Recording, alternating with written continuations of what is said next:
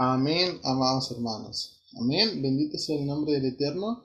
Y bueno, en este día de Shabbat nos corresponde poder estudiar la parashá llamada Kitetse, que significa cuando salgas. Y comienza señalando cuando salgas a la guerra. Así que, amados hermanos, vamos a el día de hoy dedicarnos en las manos del Eterno para que podamos estudiar. Esta es una de las porciones de la Torá que traen más mandamientos. Es una de las que traen más mandamientos. Los que la han podido estudiar durante la semana se han podido dar cuenta de eso, que traen muchísimos mandamientos, estatutos, ¿verdad? Ya hemos enseñado en algunas administraciones a poder distinguirlos, todos y cada uno de ellos. Entonces, vamos a orar, vamos a pedir al Eterno de que Él nos sea guiando, que Él nos pueda exhortar en esta administración y que Él también prepare nuestros corazones para que podamos escuchar y recibir palabra e instrucción en este día. Bendito Abba, en esta hora estamos delante de tu presencia, Elohim nuestro Rey del universo. Padre, en esta hora nos dedicamos a poder estudiar esta maravillosa Torá, esta instrucción de vida que tú nos has dado, Padre. Te pedimos de que tú nos guíes, que tú nos seas mostrando la ruta a seguir, Abacados, que tú nos seas ministrando en todo momento, en todo lugar, Padre. Te pedimos que tú prepares nuestros corazones, Padre, para poder comprender todo y cada una de las cosas que serán presentadas el día de hoy. Danos sabiduría, danos entendimiento. Te lo pedimos en el poderoso nombre de nuestro Mesías Yeshua. Amén y amén. Amén, amén. Amén. Amén. Amén. Amén. Amén. Amén. Amén. Entonces, vamos a comenzar. Esta porción se encuentra en el libro de Devarim, Deuteronomio, desde el capítulo 21, versículo 10, hasta el capítulo 25, versículo 19. Así que bueno, no vamos a estudiar, sí vamos a abarcar gran parte de la parachá, pero no todos y cada uno de los detalles, pues es una parachá bastante extensa y por lo cual también siempre se les recomienda, amados, que todos y cada uno de nosotros podamos estar estudiándolas en nuestras casas. Así que, amados, vamos a colocar atención. También por allí les pido que tengan cuidado con sus micrófonos, porque son muchos los que se están activando en este momento y provoca un poco de interferencia a la hora de poder ministrar. Así que vamos a dedicarnos al estudio de la parachá Kititze cuando salgas. Comienza así, entonces. Cuando salgas a la batalla, a la guerra, ¿verdad? Contra tus enemigos, y Adonai tu Elohim los entregue en tu mano, y los tomes en cautiverio, y entre los cautivos veas alguna mujer hermosa, y te prendes de ella, y desees tomarla por mujer tuya, y la introduces en el interior de tu casa, y ella rapará su cabeza, y se cortará las uñas. Luego se quitará el vestido de su cautiverio y se quedará en tu casa llorando a su padre y a su madre durante un mes. Después podrás allegarte a ella y tú serás su marido y ella tu mujer. ¿Ok? Entonces, amados, lo que nosotros vamos a encontrarnos acá es cuando salgas a la batalla contra tus enemigos. Eso es algo que tiene que marcarnos la pauta al inicio de esto. Yo sé que cuando vemos con respecto a una mujer que es tomada en batalla y se tenga que rapar la cabeza, ¿verdad? Dejarla desatendida, eh, es lo que más puede captar nuestra atención. Pero si nosotros a la hora de estudiar una paracha descuidamos ciertos detalles, entonces vamos a perder el hilo y el foco de este. Entonces, acá es necesario que nosotros apreciemos contra quién Israel saldría a la batalla, contra sus enemigos. ¿Y quiénes son estos enemigos del pueblo de Israel? Vamos a leer específicamente el capítulo anterior a este. Recordemos de que las escrituras no fueron proporcionadas en capítulos, en versículos, sino que simplemente fue una escritura lineal. Así que es así como también tenemos que comprender de qué se está hablando. El capítulo 21 va de la mano con el capítulo 20. El capítulo 20 nos narra quiénes son estos enemigos del pueblo de Israel. Dice el versículo 1, cuando salgas a la guerra, y de hecho es la misma forma en cómo se está expresando el capítulo 21, versículo 10 y el capítulo 20, versículo 1. Cuando salgas a la guerra contra tus enemigos y veas caballos y carros y gente más numerosa que tú, no tengas temor de ellos, porque Adonai tu Elohim está contigo, el mismo que te hizo subir a la tierra de Egipto. ¿Ok? Si adelantamos versículos más adelante, al 16 al 18, dice quiénes son estos enemigos. Pero de las ciudades de estos pueblos que Adonai tu Elohim te da por herencia, no dejarás con vida a ninguna persona. Dedicarás al exterminio al Eteo, al Amorreo, al Cananeo, al Fereceo, al Heveo, al Jebuseo, como Adonai tu Elohim te ha mandado, a fin de que no os enseñen a imitar todas las abominaciones que cometan en honor de sus dioses, y así pequéis contra Adonai vuestro Elohim. Entonces, es aquí donde nosotros tenemos que contemplar dos cosas. Si Adonai previamente había dicho de que a estos enemigos tenían que exterminarlos a fin de que no enseñen a imitar sus abominaciones con las cuales ellos rinden culto a sus dioses, ¿verdad?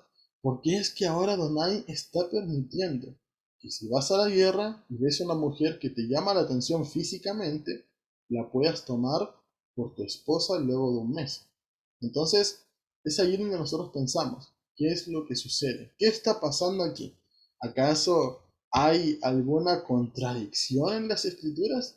El mismo Elohim que está ordenando que estos pueblos sean condenados al exterminio, ahora te puedas allegarte a ellos. Entonces, es aquí donde tenemos que entrar en contexto.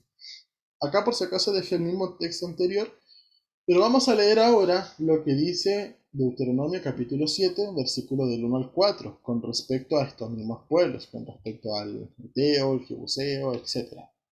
Dice así, cuando Adonai tu Elohim te haya introducido en la tierra donde vas a entrar para poseerla, es decir, Canaán, y haya expulsado de delante de ti numerosas naciones, al Eteo, al Gergeseo, al Amorreo, al Cananeo, al Fereceo, al Heveo y el Jebuseo, 7 naciones mayores y más fuertes que tú. Por eso es que anteriormente en el capítulo 20 le decía, no temas de ellas, aunque veas más caballos, más carros, no tengas temor.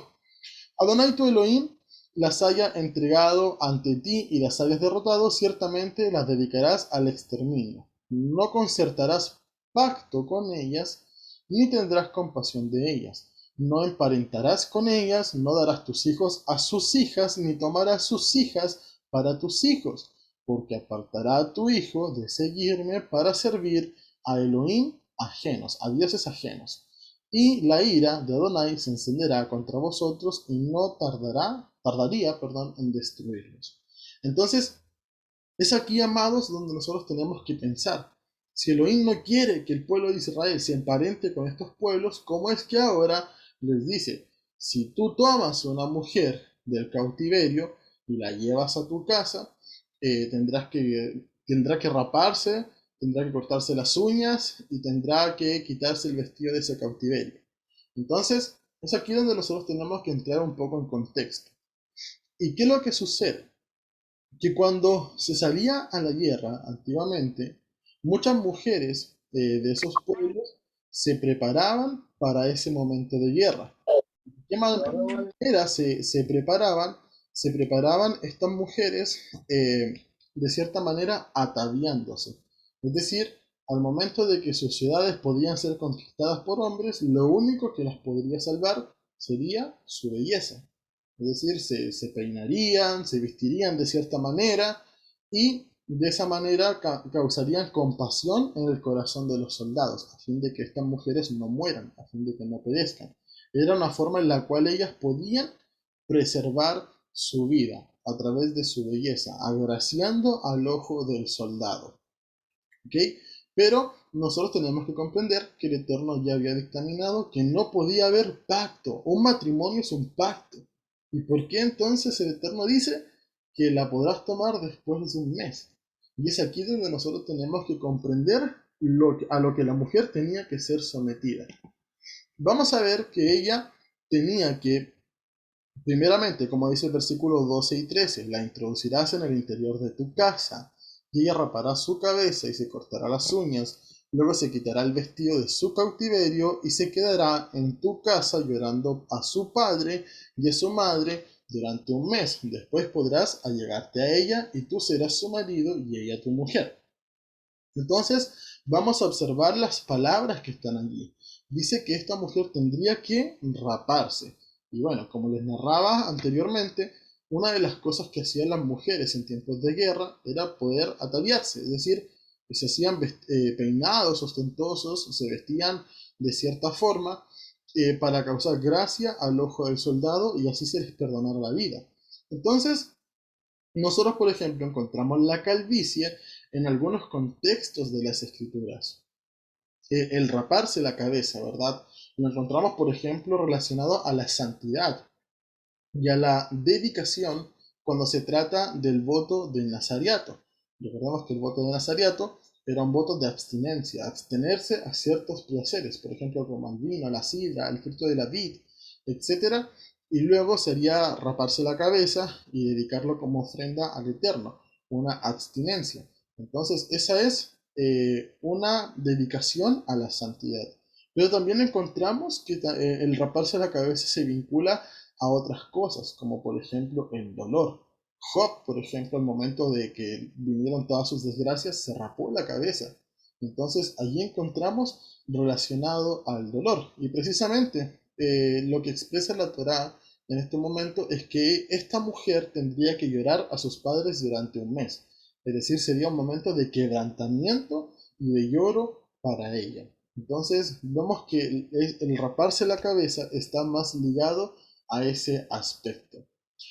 Por otra parte, cuando nosotros encontramos en nuestras Biblias tradicionales, por ejemplo la Reina Valera, etc., eh, encontramos que se traduce como cortarse las uñas, pero sin embargo es un error de traducción y lo cual vendría a significar la palabra asá en hebreo, como lo pueden ver a la derecha en la parte de abajo. Es el Strong hebreo 6213 y es la palabra asá. Y esa palabra asá viene a significar como hacerse, es decir, dejarse crecer. Más que cortarse las uñas, ella tendría que dejar que sus uñas crezcan. Por ejemplo, la palabra asá la encontramos en el siguiente contexto en las Sagradas Escrituras. Génesis 1.7 dice, e hizo, ahí está la palabra asá, hizo Elohim la expansión y separó las aguas que estaban debajo de la expansión de las aguas que estaban sobre la expansión y fue así. Entonces, vemos que más que cortar significa hacer, dejarse crecer. Eso es lo que está apuntando esto. Y luego también dice que se quitará el vestido de su cautiverio, o sea, la vestimenta que portaba a la hora de ser cautiva. Entonces, es así como nosotros lo teníamos que ver. La mujer que lo que hacía se ataviaba, se vestía para causar gracia al ojo del soldado y luego de esa manera se le podía perdonar la vida cuando el hombre la encontraba demasiado bonita. Entonces, ahora, ¿qué tendría que hacer la mujer? Tendría que perder su belleza por la cual el soldado israelita le perdonó la vida. Entonces pongan atención a lo siguiente. La mujer fue vista por linda, de hermosa figura, porque eso es lo que expresa, una hermosa figura. Acá las palabras que se usan para describir a esta mujer son las mismas palabras que se usan, por ejemplo, para describir a Joseph, ¿verdad? A Joseph de Egipto, que sabemos que la mujer de Potifar lo encontró hermoso. También son las mismas palabras que se utilizan para describir al rey David, las mismas palabras para describir a la segunda esposa de David, que era Abigail, ¿verdad? Entonces eran personas de figura hermosa, de figura hermosa. Sus facciones, su cuerpo, era una forma que llamaba la atención al ojo del resto. Entonces, eh, es por esto que Elohim sabe que un soldado israelita se podía enamorar. Además, sumémosle el contexto, las guerras duraban mucho tiempo, estaban mucho tiempo alejados de mujeres. Por ejemplo, si ustedes han leído el libro de Samuel, muchas veces David habla de sus varones que estaban con él y decían, no, mis varones no se han contaminado con mujer, porque estaban en tiempos de guerra, en tiempos de conflicto. Entonces, sabe que un soldado israelita pues, se podía enamorar y no cometer con su encomienda. ¿Cuál era la encomienda? Que estos pueblos pudieran ser exterminados. Es por esto que una vez rapada su cabeza, sus uñas largas, llorar un mes, esta mujer habría perdido su agraciado físico, a fin de que el israelita no la tome como mujer, pues el riesgo a que éste se desvíe a dioses paganos era altísimo. Entonces, ese es el propósito.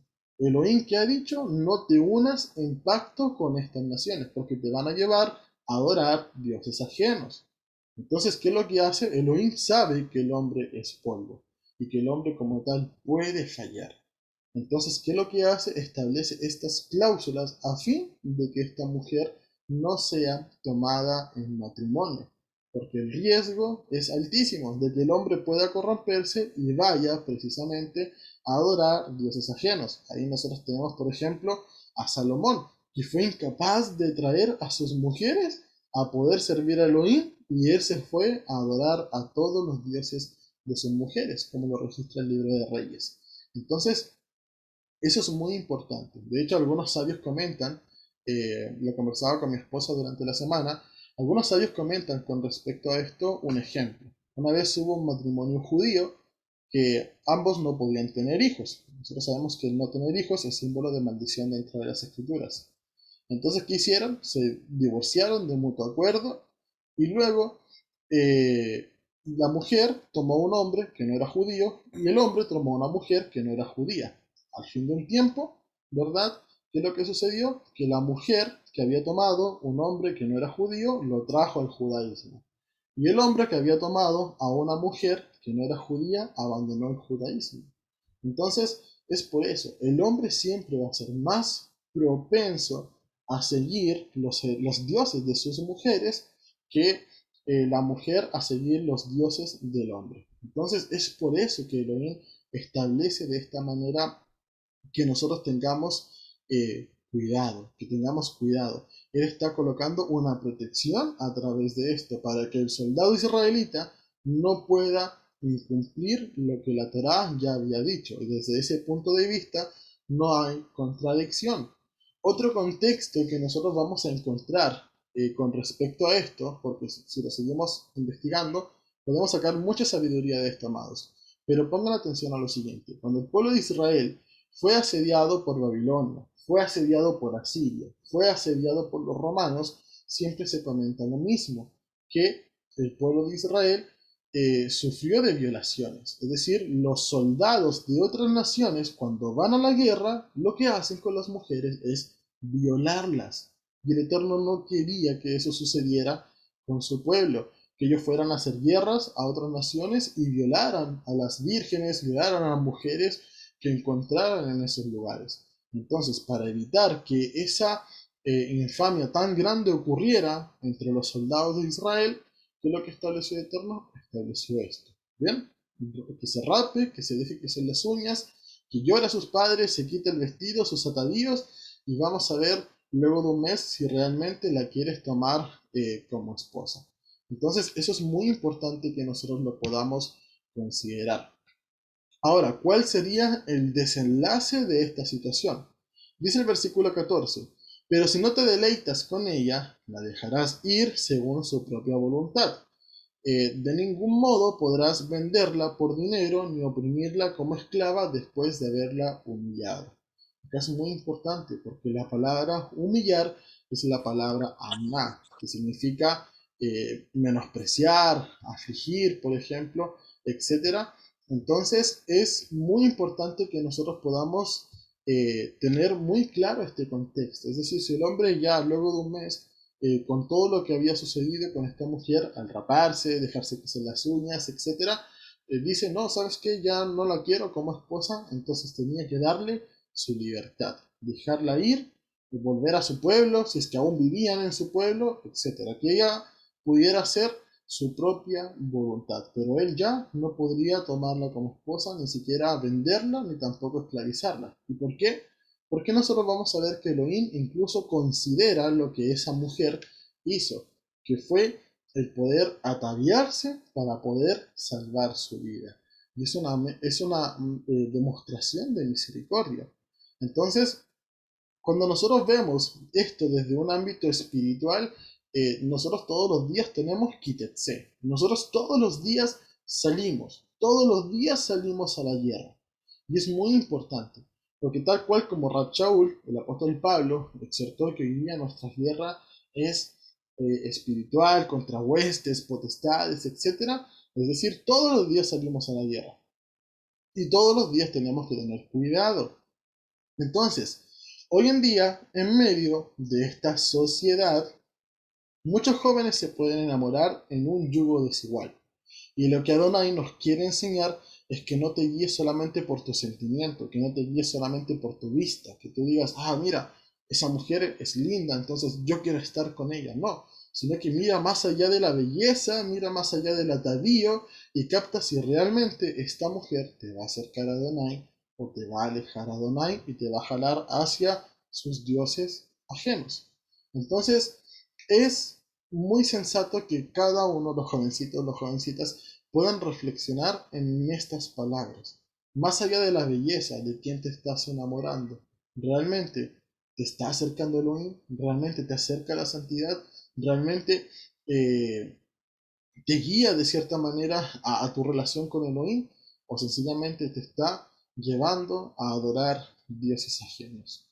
Entonces vamos a ver que los tres primeros temas de esta paracha, para que vayan poniendo atención, amados hermanos, que es con respecto a la mujer que se la traían de la guerra, con respecto al que tenía dos esposas, ¿verdad? ¿Por qué tenía dos esposas? Porque ya tenía en casa una y se fue a buscar otra a la guerra y se la trajo. Entonces, ahí están las dos esposas. Y luego, ¿qué viene? Viene el hijo que era desobediente. Entonces, estos temas nos están guiando a que podamos observar una disfunción dentro de la familia. Y cuando hay disfunciones dentro de la familia, lo único que acarrearíamos serán maldiciones, serán consecuencias de desobedecer. Entonces vamos a ir poniendo atención porque nos vamos a dar un paseíto por Bereshit, por Génesis, para que veamos todo esto reflejado en la vida de nuestros patriarcas. Vamos entonces al siguiente contexto, las dos esposas. Esto lo vamos a encontrar en el capítulo 21 de Deuteronomio, versículo 15 al 17. Dice así: si un hombre tuviere dos mujeres, la una amada y la otra aborrecida, que es el equivalente a odiada, y la amada y la aborrecida le hubieran dado hijos, y el hijo primogénito, o sea, el primero que abrió matriz, fue el de la aborrecida, del día que hiciere heredar a sus hijos lo que tuviera, no podrá dar derecho de primogenitura al hijo de la amada, con preferencia al hijo de la aborrecida, que es el primogénito. Mas al hijo de la aborrecida reconocerá como primogénito para darle el doble de lo que correspondiere a cada uno de los demás, porque él es el principio de su vigor y suyo es el derecho de la primogenitura.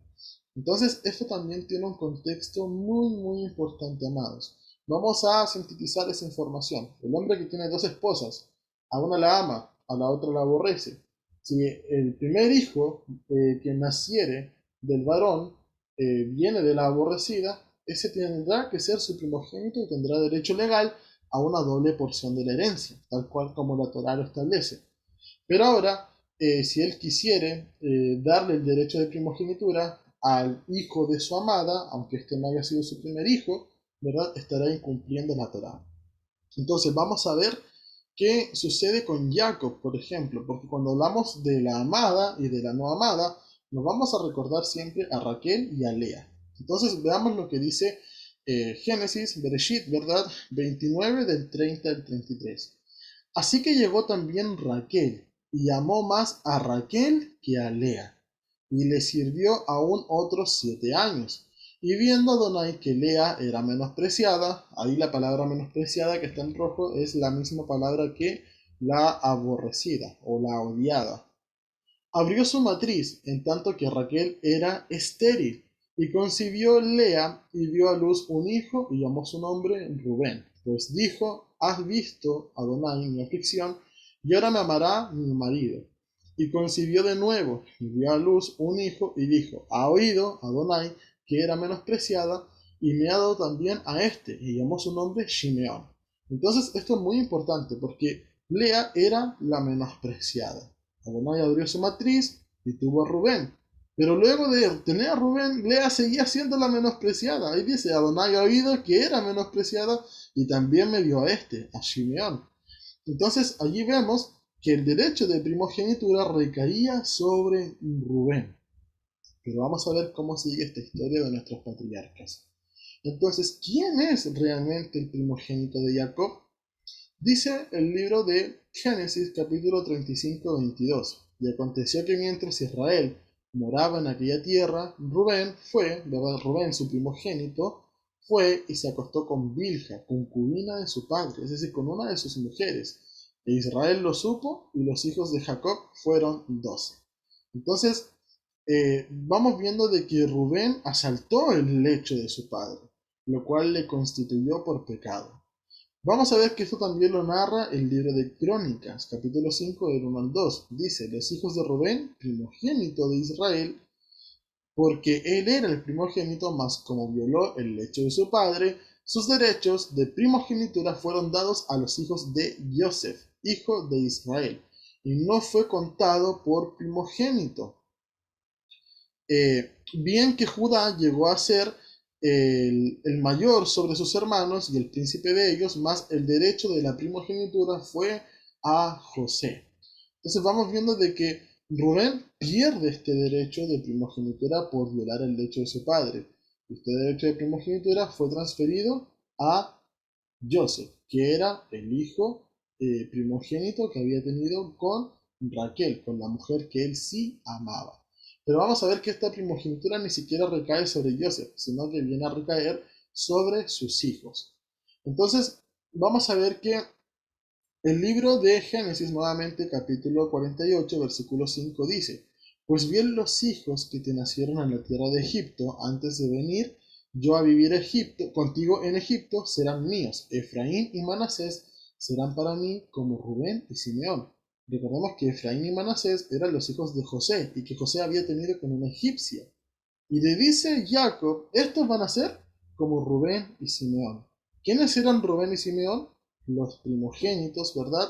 De la menospreciada, es decir, de Lea. Ella todavía era menospreciada cuando tuvo hasta Simeón, por lo que ya vimos en la diapositiva anterior. Entonces, esos eran sus primogénitos. Rubén, luego en el orden seguía Simeón, pero sin embargo, esta primogenitura Jacob decidió transferirla hacia Joseph y finalmente hacia sus dos hijos, Efraín y Manasés.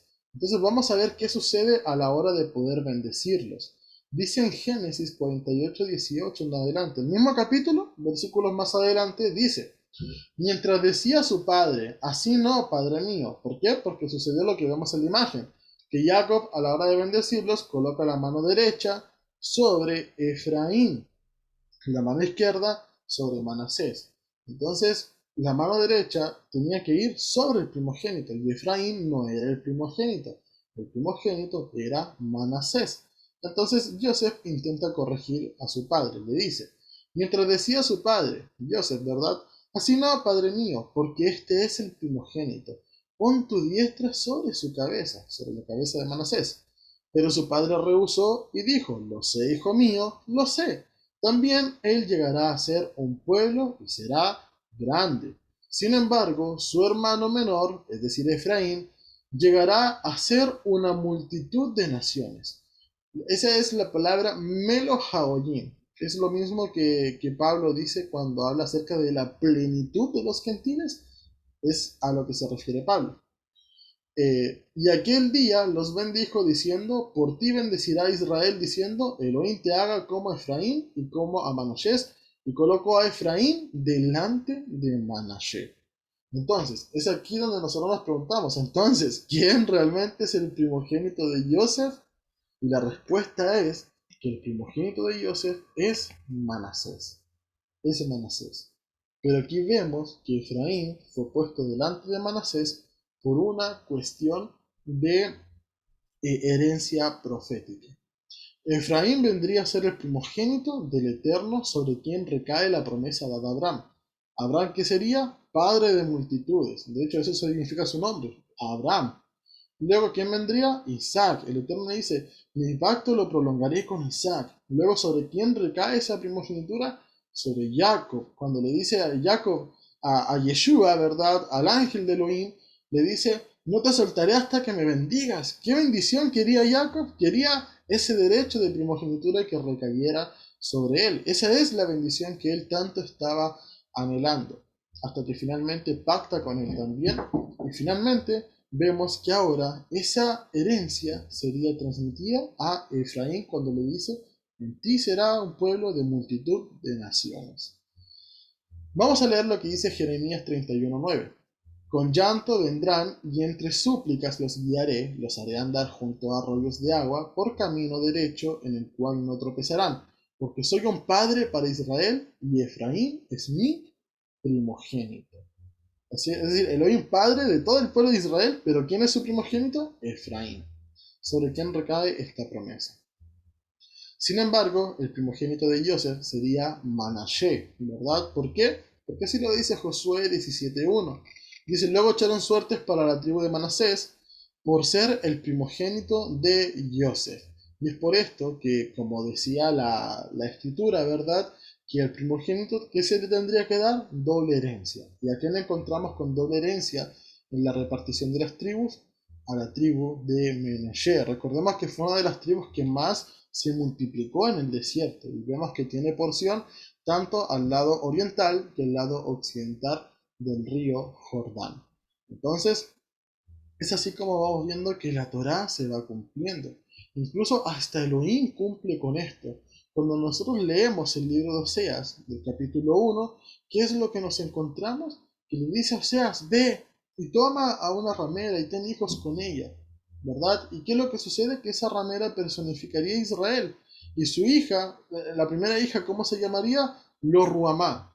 ¿Y qué significa esto? La no complacida, la no amada, ¿verdad? Pero el Eterno, ¿qué termina diciendo? Que esta que era la no amada terminaría siendo la amada. Veamos lo que dice el versículo 10.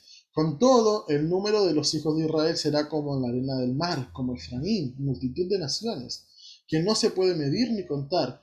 Y sucederá que donde se les dijo, vosotros no sois mi pueblo, se les dirá hijos del Elohim viviente.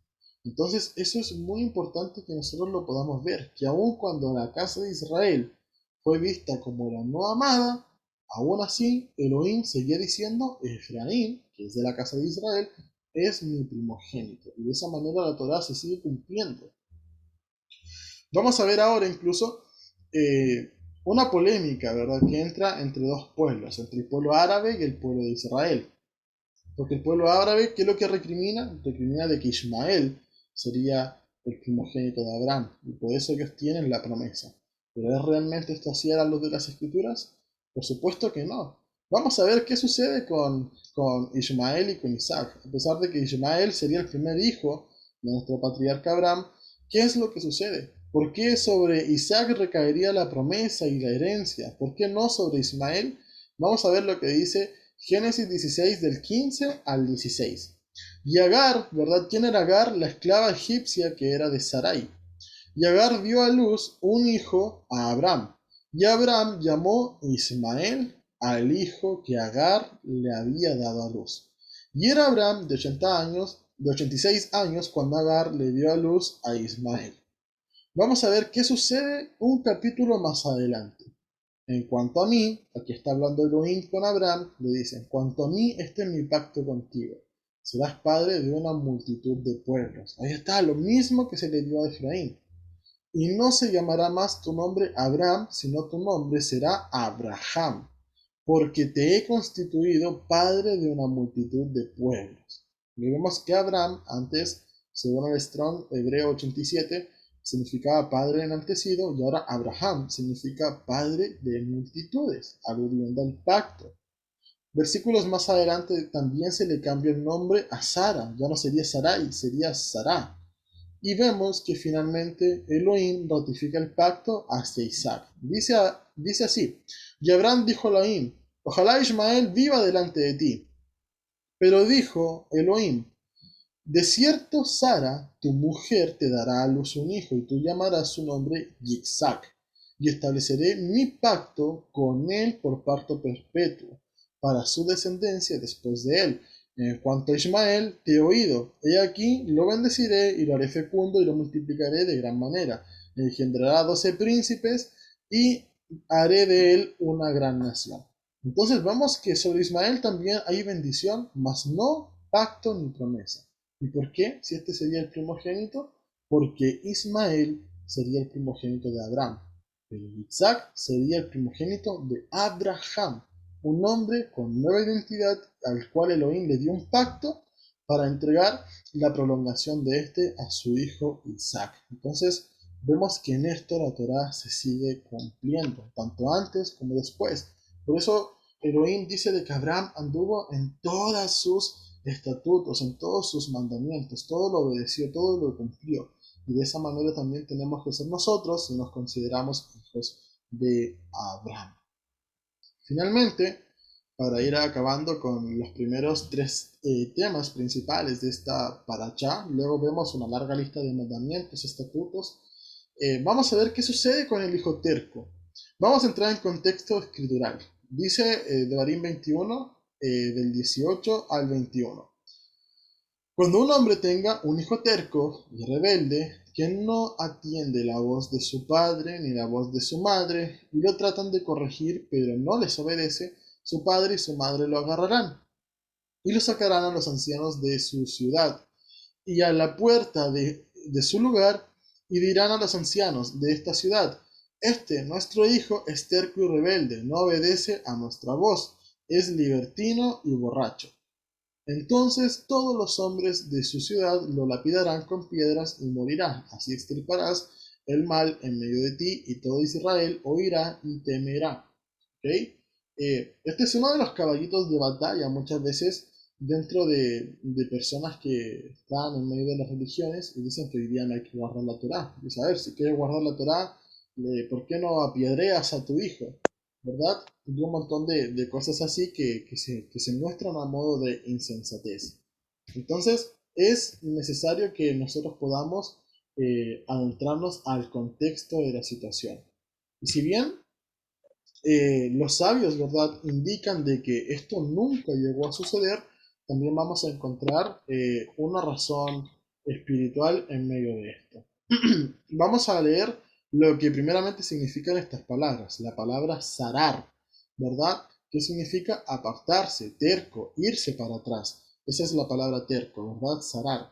Pero más que muchas veces, y esto lo digo a modo de consejo, amados hermanos, más que muchas veces simplemente leer lo que dice el Strong, nos servirá también ir a otros pasajes de las escrituras y poder ver en ellos cuál es el contexto en el cual se está utilizando la palabra. Por ejemplo, la palabra zarar también se utiliza en Zacarías 7:11, donde dice, pero no quisieron escuchar, antes volvieron la espalda. Zarar, esa es la palabra zarar, volver la espalda. Y taparon sus oídos para no oír. ¿Ok?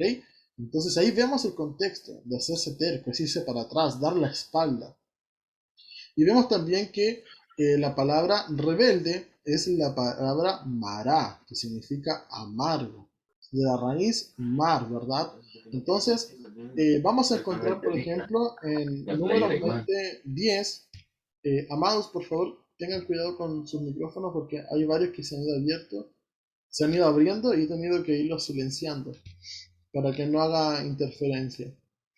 Vamos a ver que en Números capítulo 20, versículo 10 dice, y reunieron a Moshe y a Aarón a la congregación delante de la peña, y les dijo, oíd ahora rebeldes. Ahí nuevamente está la palabra mará, de volverse amargos.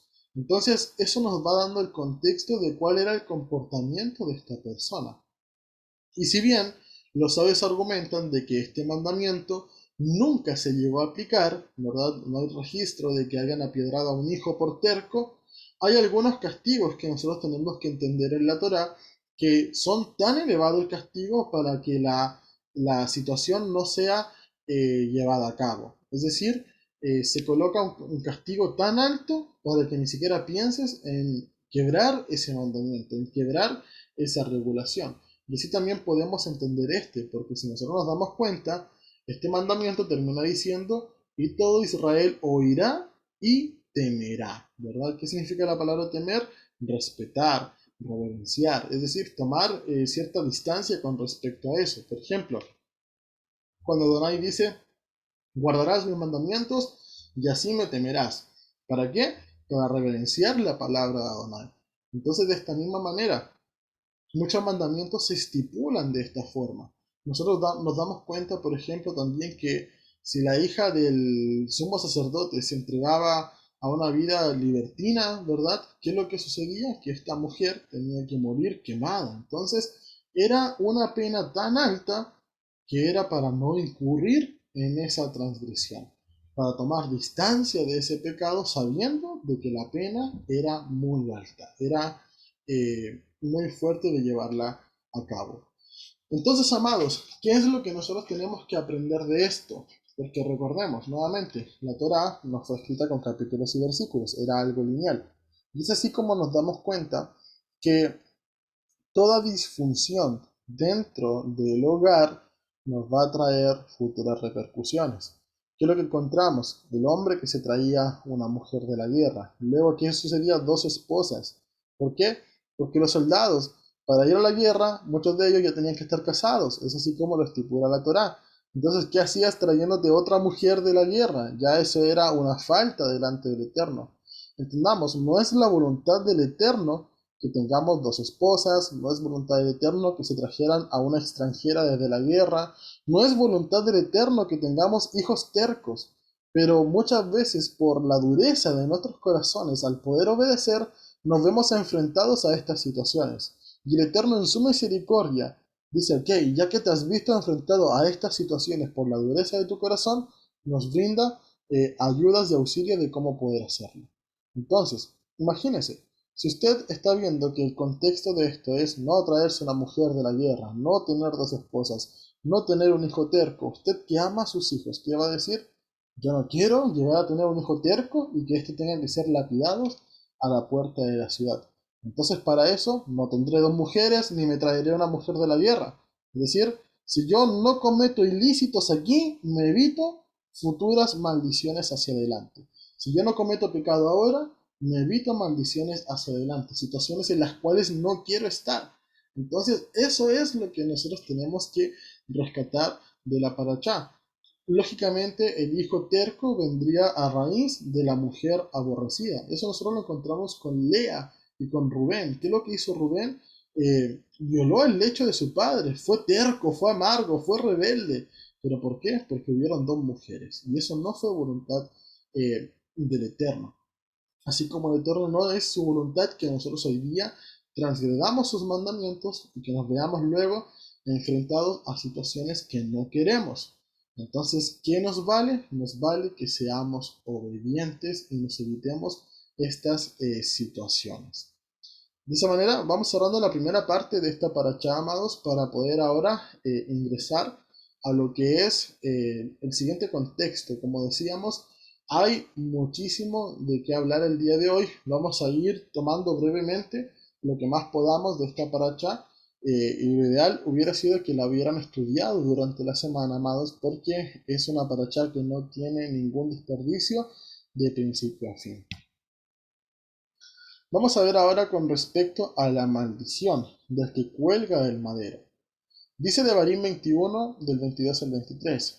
Cuando algún hombre haya incurrido en sentencia a muerte, y en efecto haya muerto, y lo cuelgas de un árbol, aquí también la palabra árbol es la palabra etz en hebreo, por ejemplo cuando decimos Mevorak Yeshua, Terah Hayah, Mevorak Yeshua, Etz Haim, ¿verdad? Bendito Yeshua, de la Torah viviente, bendito Yeshua, árbol de la vida, también se puede esa palabra etz traducir como árbol o como madero. Entonces, dice, cuando algún hombre haya incurrido en sentencia de muerte y en efecto haya muerto y lo cuelgas en un árbol o madero, ¿verdad?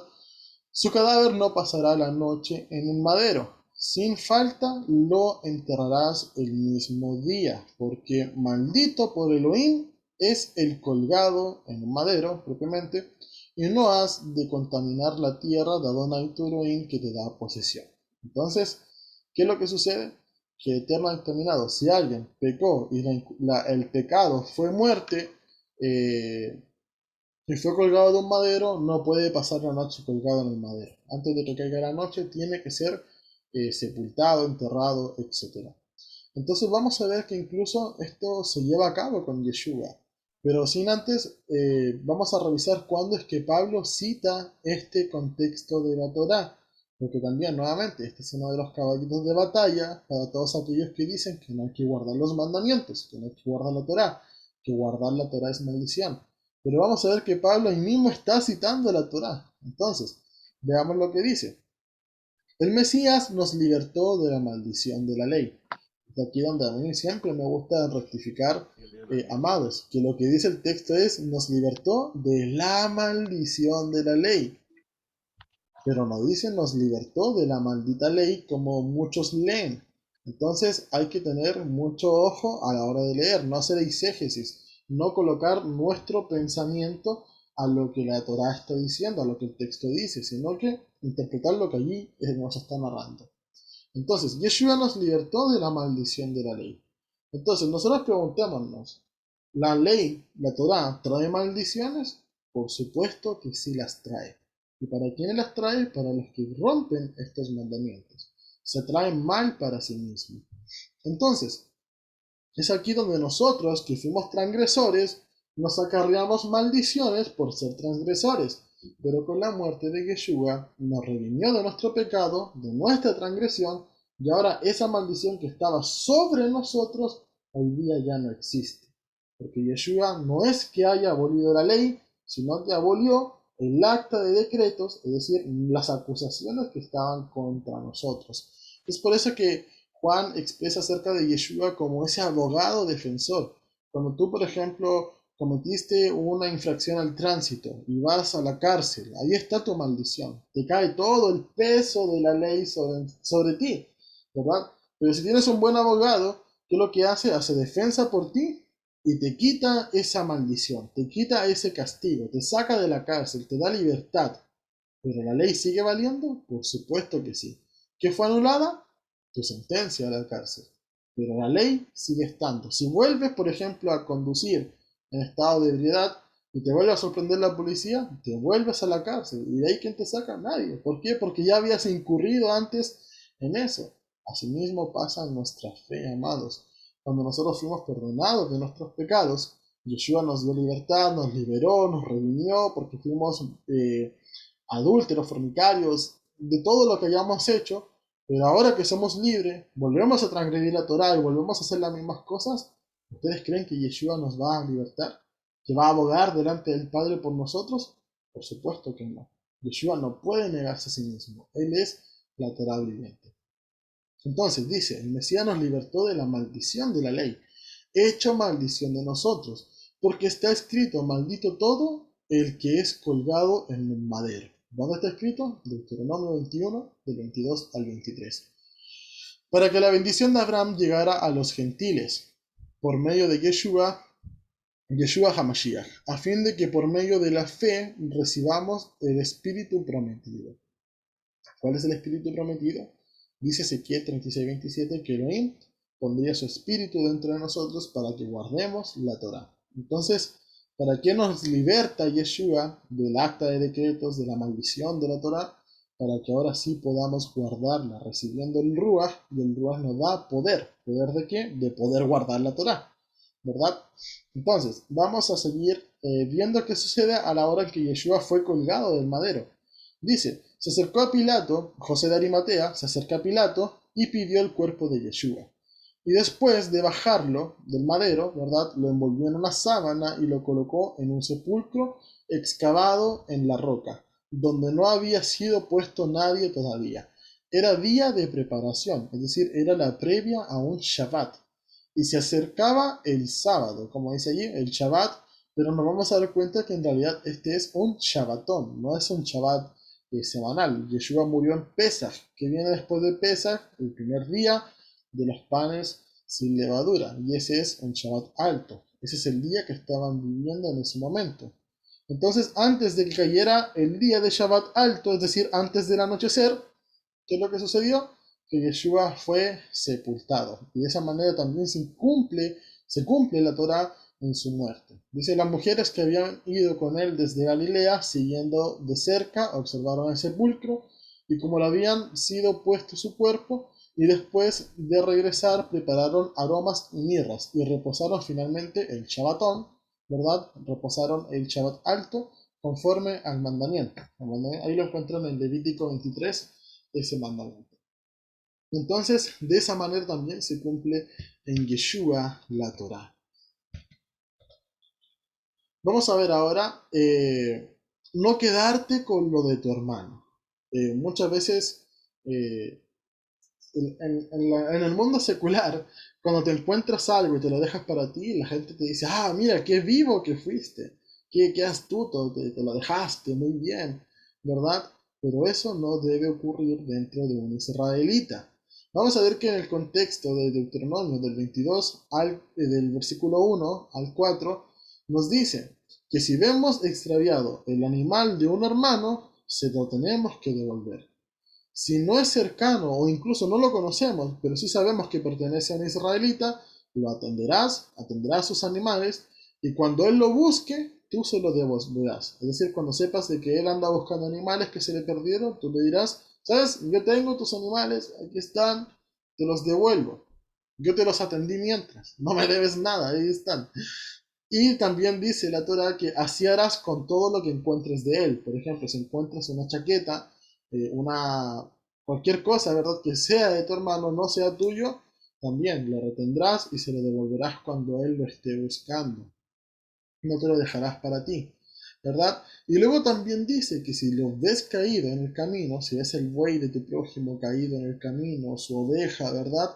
Te esforzarás en levantarlo. Entonces, esto es muy importante que nosotros lo podamos razonar. Aquí puso un cuadrito donde dice, usted dirá, pero mi hermano hoy no tiene animales. ¿De qué manera yo puedo cumplir este mandamiento? Y es allí donde tenemos que razonar. Por ejemplo, el buey. ¿Qué representa el buey? El buey es la fuerza de trabajo, ¿verdad? La oveja sirve de alimento, nos sirve de abrigo, nos sirve de ofrenda también. Y el asno muchas veces representa el transporte, por eso Yeshua entró a Jerusalén montado en un asno. No quites estas cosas a tu prójimo, y si en esto le ves caído, levántale. Es decir, si yo vi el buey de mi prójimo caído, le ayudo a levantarlo. ¿Qué significa el buey? Es esa fuerza de trabajo. Si yo veo a mi prójimo sin trabajo, le ayudo a levantarse. Le doy acá, le ayudo en lo que pueda. Si veo a mi prójimo que su oveja ha caído, se la levanto. ¿Y qué es la oveja? El abrigo, el alimento, el sustento. Me esfuerzo en levantar. Imagínense, ¿qué tanto esfuerzo tendría levantar una oveja? Ninguno, ¿verdad? Ya, un buey podría ser más pesado, pero con la ayuda de más, lo levantamos entre todos, de sí mismo, amados. El Eterno lo que quiere es que dentro de la hermandad de su pueblo seamos capaces de levantarnos los unos a los otros. Mire lo que dice Yeshua. Porque tuve hambre y me diste de comer, tuve sed y me diste de beber. Fui forastero y me acogiste, desnudo y me cubriste. Estuve enfermo y me visitaste, estaba en prisión y viniste a mí. Entonces los justos le responderán diciendo, Adón, ¿cuándo te vimos hambriento y te sustentamos, o sediento y te dimos de beber? ¿Cuándo te vimos forastero y te acogimos, o desnudo y te descubrimos? ¿Cuándo te vimos enfermo o en la cárcel y fuimos a ti? Y respondiendo el rey, les dirá, de cierto os digo, en cuanto lo hiciste a uno de estos, mis hermanos más pequeños, a mí me lo hiciste. Yeshua dice, a mis hermanos más pequeños. ¿Quiénes son los hermanos de Yeshua? Él mismo dijo, cuando una vez estaban buscando su madre y sus hermanos, Yeshua dijo, mi madre y mis hermanos son los que guardan los mandamientos de mi Padre. ¿Cuál es la voluntad del Padre? Que guardemos la Torah. Entonces, eso es muy importante que nosotros lo podamos comprender. El Eterno lo que quiere es que seamos capaces de levantarnos entre nosotros. Vamos a seguir avanzando y así vamos a ir viendo alguna lista de algunos misbot. Dice acerca de la vestimenta: no habrá sobre la mujer objeto de hombre, ni el hombre vestirá ropa de mujer, porque es abominación a Adonai tu Elohim cualquiera que hace tales cosas. Yo la verdad que yo este mandamiento, amados, yo lo agradezco mucho al Eterno, porque antes me pasaba con mi esposa que siempre no tenía mis polerones, mis abrigos, porque a ella le gustaba llevar los míos. Aunque muchas veces digamos, pero ¿cómo a día de hoy esto tiene que ser así? Bueno, es un mandamiento, amados. Cada mandamiento tiene una razón de ser, pero también es importante que nosotros digamos, no lo cuestionemos en sí, sino que lo obedezcamos y lo atesoremos para nuestros corazones. Si Adonai ha estipulado que la mujer no debe vestir ropa de varón, entonces el varón tampoco debe vestir ropa de mujer. De hoy día la consigna del empoderamiento dentro de las redes sociales, en las masas, en cómo se está moviendo la gente a día de hoy, dice de que la vestimenta no tiene género. Es que vemos que en los tiempos de hoy un montón de modas absurdas que muchos siguen. Estas pequeñas cosas causan un gran cambio a largo plazo. Si ustedes se dan cuenta y ven nuestra sociedad, vamos a ver que tiempo atrás que sucedía lo mismo. Oh, es que la ropa es unisex, un solo sexo, eso es lo que significa unisex, ¿verdad? También, no importa si visto al niño así, si visto a la niña acá. Y hoy día esas pequeñas cosas que fueron antes nos han traído todos los cambios que vemos a día de hoy.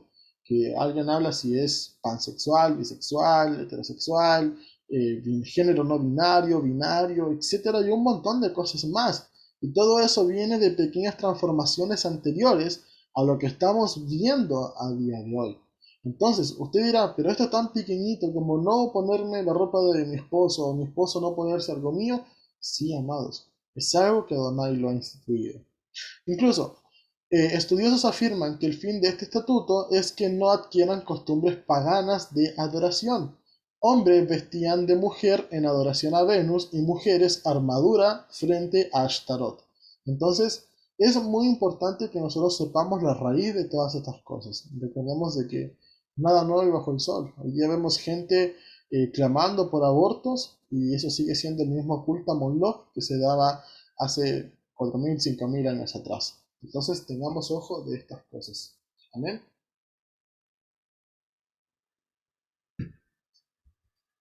Vamos a avanzar, amados. Vamos a ver ahora con respecto a prolongar la vida. Hoy día me gustó mucho que creo que mi hermana Lore compartió esta semana en Facebook de cuando se dice, no, la ley imposible de poder cumplir, la ley tan gravosa, ¿verdad? Y vamos a ver que Adonai tiene misericordia en su Torah de detallitos más pequeños, ¿verdad? Dice Devarim 22 del 6 al 7. Si encuentras delante de ti un nido de pájaros con polluelos o huevos en cualquier árbol o en el suelo, y la madre está echada sobre los polluelos y sobre los huevos, no tomarás a la madre con las crías. Sin falta soltarás a la madre y podrás tomar para ti las crías, a fin de que te vaya bien y prolongues tus días. Eso es muy importante, amados. ¿Por qué? Este mandamiento se vincula con honrar al padre y madre. Nosotros decimos, este es el primer mandamiento con promesa. Bueno, también vemos otro más que tiene la misma promesa. Entonces hay vínculo entre ellos. Honra a tu padre y madre para que tus días se alarguen en la tierra que Adonai tu Elohim te da. Entonces, ¿cuál es el fin de cumplir estos dos mandamientos? Prolongar la vida. Y ahí está la clave para que tú lo puedas entender. ¿Por qué tomar las crías y no a la madre? ¿Por qué honrar al padre y madre? Para prolongar la vida. ¿Y qué es lo que es la vida? ¿Cómo se prolonga la vida? A través de la simiente, a través de la reproducción, a través del multiplicarse. De esa manera se prolonga la vida. Cuando hay obediencia a nuestros padres, permitimos que el nombre de ellos y nuestros antepasados sean prolongados a través de nosotros hacia nuestros hijos y futuras generaciones. Somos un puente que conecta nuestra simiente pasada con la futura. Honrando a nuestros padres y madres, permitimos que la vida sea prolongada, amados. Entonces, es muy importante que nosotros lo podamos ir comprendiendo con respecto a esto. Vamos a ver que cuando los polluelos, ¿verdad? son tomados con la madre, ¿qué es lo que estás haciendo? Estás terminando el nacimiento. Mataste a los hijos, mataste a los padres, te los comiste, es verdad, y de esa manera una simiente, una generación de polluelos es acabada y es borrada para siempre. Entonces, eh, esto es muy categórico, hermanos, que nosotros lo podamos ir comprendiendo. Así como nosotros honrando a nuestros padres, se permite que se prolongue la vida, así también respetando las simientes de nuestros alrededores, tal cual como Donai lo estipula, esa vida también puede ser prolongada. Ahora, esto es mucho más severo cuando nosotros contemplamos algunos otros pecados como el asesinato, ¿verdad? ¿Qué es lo que haces cuando asesinas? Hay gente que asesina niños, por ejemplo. ¿Y qué es lo que hace? No tan solo mataste una vida, mataste una generación completa que podía venir de esa persona. Por eso son pecados tan graves. ¿Qué es lo que sucede, por ejemplo, a día de hoy con el aborto? No tan solo acabaste la vida de un ser inocente, sino que toda la descendencia que ese ser inocente podía traer al mundo. Entonces, es así de importante que nosotros podamos contemplar estos mandamientos y lo importante que es la simiente para nuestro Creador. Vamos a seguir avanzando, ya va quedando menos, amados. Vamos a ver una serie de mandamientos que nos expresa un yugo desigual. Nos encontramos varios misbot dentro de lo que es el contexto de Deuteronomio capítulo 22 del 8 al 12. Por ejemplo, parte diciendo que si tú tienes una terraza, tienes que cercarla. Es decir, es un lugar más alto, entonces tienes que cercarla porque si alguien va y muere por caer de ahí, es tu culpa. Entonces vendrá sobre ti la culpa de eso. Entonces ahí vemos una negligencia. El Eterno incluso toma como culpable al negligente. Es decir, no vale el yo no pensé, yo no sabía, no pensé que podía pasar esto. No, no vale. Eso no vale delante del Creador. Nosotros tenemos que ser justos a la hora de hablar. Y la negligencia es algo que tiene que estar lejos de nosotros. Por ejemplo, en la paracha de Mishpatim, eh, que viene a continuación de Yitro, ¿qué es lo que nosotros vemos allí? Vemos que cuando a un hombre era advertido de que su animal andaba corneando a los demás, ¿verdad? Él tenía que encerrarlo, y si no lo encierra y cornea a otro, fue negligente y tiene que pagar, restituir por el agravio que su animal cometió. A día de hoy también sucede lo mismo. Muchos de nosotros podemos tener mascotas, perros. Si tu vecino te dice, ¿sabes qué? Tu perro anda mordiendo a los demás perros o anda mordiendo a los niños, tienes que tomar precaución de eso. Y si ya tu perro muerde a alguien más, fuiste negligente y tienes que pagar. Y la ley también lo dictamina así. Entonces, vamos viendo que la Torá está por todos lados. Pero el contexto que quiero que entiendan es que el Eterno ordenó cercar. Con eso empieza esta lista de mandamientos, con cercar. Luego dice que no se deben mezclar las semillas. Y el fin o el propósito de que las semillas no sean mezcladas es para que el fruto no muera y de la misma manera la semilla no se eche a perder.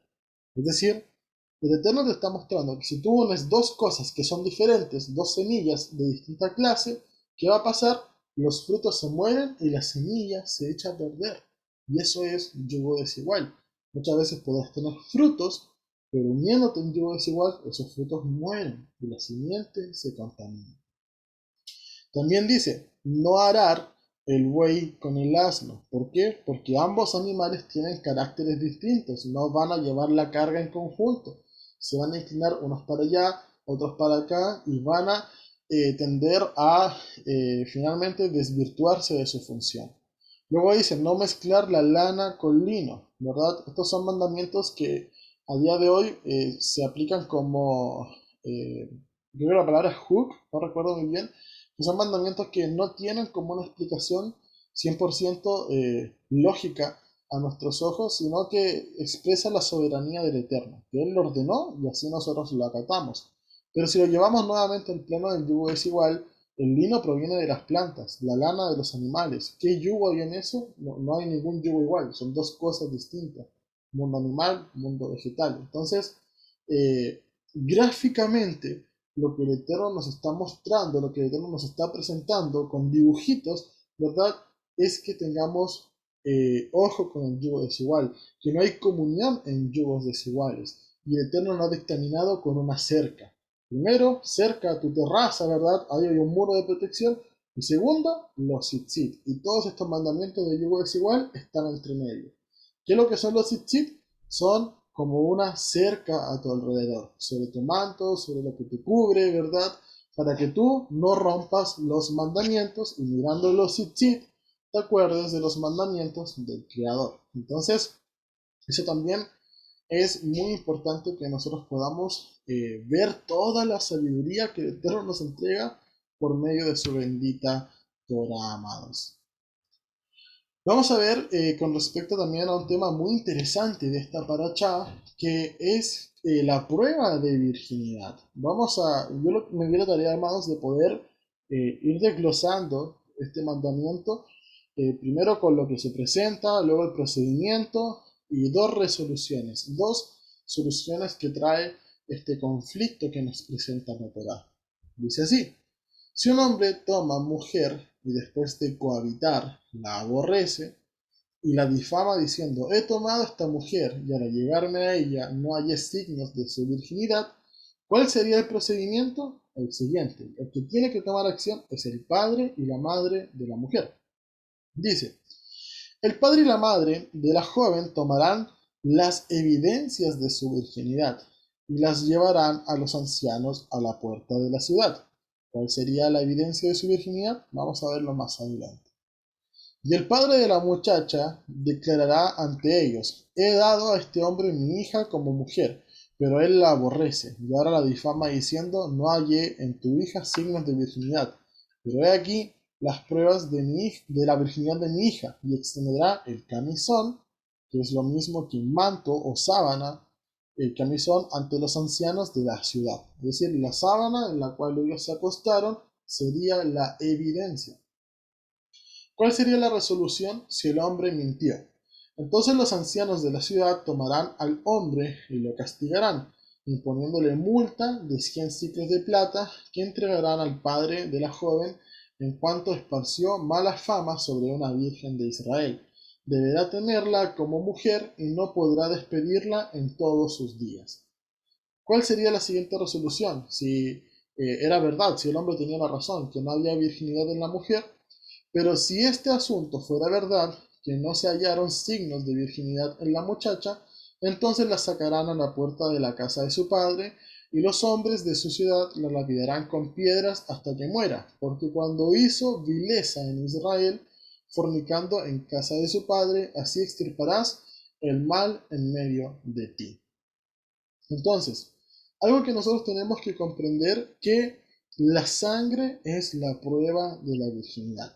Y este es un apunte a la redención que Yeshua ha traído sobre el pueblo de Israel. Vamos a irlo comprendiendo paso a paso, amados. Primero hay que entender el contexto. La sangre sobre la tela, sobre la sábana, es una prueba para los familiares de que el matrimonio ha sido consumado.